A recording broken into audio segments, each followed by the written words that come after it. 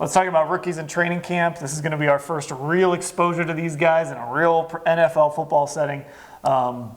Biggest surprise rookie that you're looking for, Mary Kay?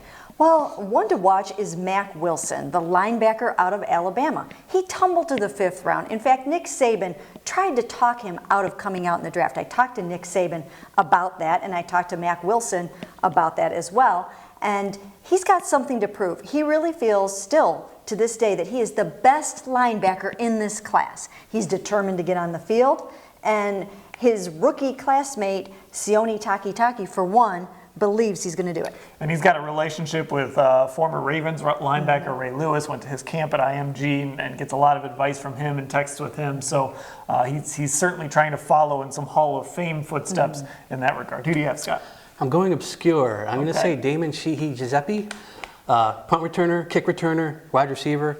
Not saying he's going to make the team, but I think he's the type of player that when you're watching preseason games, he makes something happen and you're like, who's this guy? You know, he kind of talked his way into a Browns tryout, comes from a very small school, doesn't have a lot of experience, spent 2 years out of football.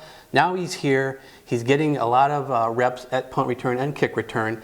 Some third wave of receivers. I think really his chances as a returner, but that's where he excelled in college. Very fast. I think he's the person that will kind of stand out when he gets a chance in preseason.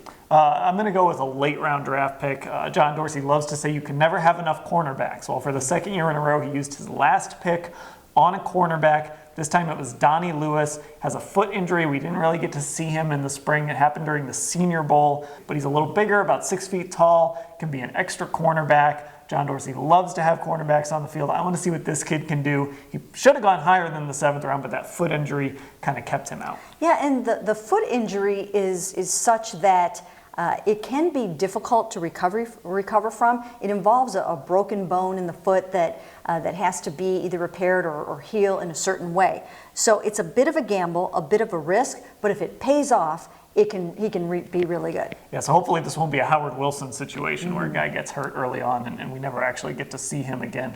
But there you go, your surprise rookies as Browns training camp approaches.